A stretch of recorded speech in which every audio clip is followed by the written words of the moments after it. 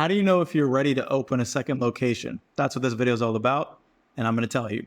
But before we dive in, if you are new to the channel and you don't know who I am or what we do, my name is Andrew McFarland. I am the founder of StartAJuiceBar, and I've been in this industry for 13 years at this point. Myself and my company had the pleasure of running our own concepts as well as helping hundreds and hundreds of people all over the world launch and scale successful juice bars and smoothie bars and acai bowl businesses and the like.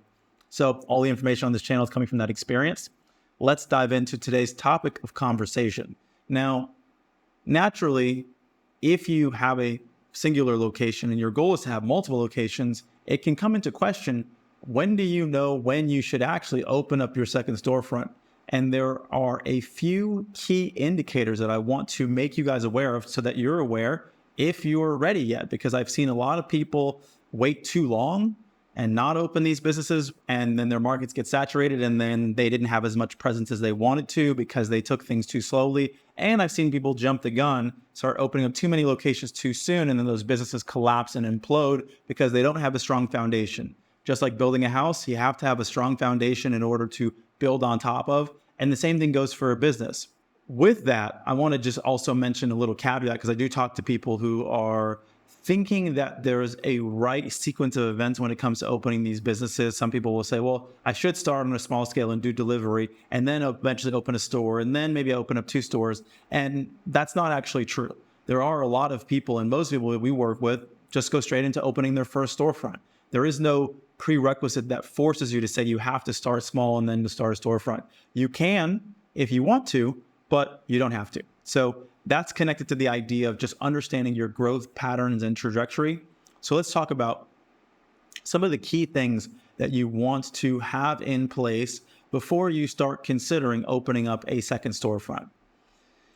Now, number one, I would say, is making sure you have a stable team, staff, because naturally, in the beginning of this business, it is not unreasonable to expect you're going to have more turnover in the first phase of your company. And usually that might be the first 3 to 6 months where you don't really have that core team yet. There are people who you've hired who maybe you made a mistake, shouldn't be there. People who took the job that didn't really know what the expectations were. The culture of your company is getting more solidified. You're building a community. That might take 3 to 6 months.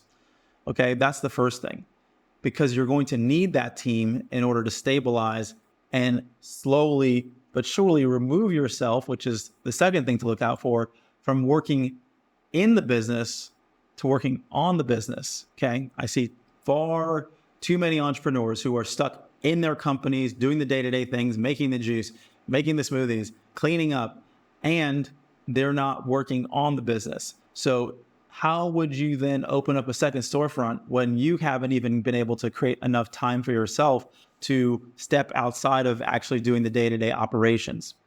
The other reason that this is important is because it's going to give you a better experience around what your financials really look like, because that's important when it comes to opening up a second location, understanding your numbers. And 2, actually it's going to help you in building the right role and leadership in your company. Because if you're too busy doing the day-to-day work and people are relying on you as really kind of an employee pseudo-owner, then you don't have, when you open up a second storefront, you're not going to have the luxury of being able to work in both stores. You're going to be spread too thin. Because the reality is that when you are opening up multiple locations, it's not just that you are doing more. Yes, in some ways you are, but it's actually different. The way that your business is organized and then what happens day to day changes. Similar things happen, but it's not exactly the same. So it's important to understand where you are in your growth cycles to say, okay, now I am actually ready to open up a second storefront. Does this mean that it has to be a year? It has to be 6 months? It has to? No, because some people are able to get to these places sooner than later. And a lot of it's going to be connected to how quickly you are able to invest and spend money and what kind of corporate level team you have and how much experience they have. That's going to dictate how fast you're able to move. You know, a company like Starbucks, at one point, I think they were opening a new location and sometimes multiple locations every day. Well, naturally, the owner wasn't there doing that. They have to have a lot of systems in place and a lot of people on a team that know everything about doing the construction, maintaining the brand, training the staff, ordering the inventory. You can do that as a business. You can grow very quickly, but you can't do that if you don't have the experience and you don't have the strategy. You don't know how you're going to do it well. A lot of times I see companies, they might have a lot of success in a small scale, and that could be prior to having one store, they open up one store and it doesn't go very well. Or they have one store, they open up a second store, then it doesn't go very well, because there's different kinds of strategies, information, skill sets that you need at every phase of everything. Just like the skills you need to play, local pickup basketball, you might be good in your neighborhood, but you're not going to be on the level of playing in the NBA, even though it's still basketball. You need different skills. You need to have a different depth of understanding and a different coach. You're just playing things in a different league overall. So the main things primarily, just to reiterate them, are one, making sure that you have a solid team that you can have and trust that will work consistently in your business when you open up a second storefront. The second thing is making sure that you are no longer working in the business, that you're working on the business, okay? For the things that I mentioned. So it's come to my attention that only 18.8% of the people who watch this content regularly are actually subscribed to the channel. So as a quick favor to ask, please subscribe. And in return, I will be sure to make more content, higher quality content that you can enjoy, and it can support you in launching your juice business. Thank you so much for subscribing, and we'll continue with the video. And then the third thing really is looking at funding and financing, making sure you're properly funded to be able to withstand the investment that it's going to take to grow your business. And sometimes that might mean you self-finance, but a lot of times it doesn't mean that. I find that a lot of times people are moving slower than they need to or should or can, because they're trying to save up every single dollar that they have from the first storefront or from their small scale business in order to grow the business at the next level. When a lot of times you can actually use the momentum that you've built from the first storefront to attract investors, go to banks, because speed is really, really, really important. When markets get saturated, right? If you are in a good market and there's a lot of opportunity there, well, guess what? It's not going to last and be the optimal market for the next 5-10 years. No, you're going to need to be able to move quickly in order to grow effectively. Then the last thing that I'll mention, which is connected to the other two, because you obviously have to have a good team in order to be able to work on the business. And then the fourth thing is being able to make sure that you have good systems in the business to duplicate, right?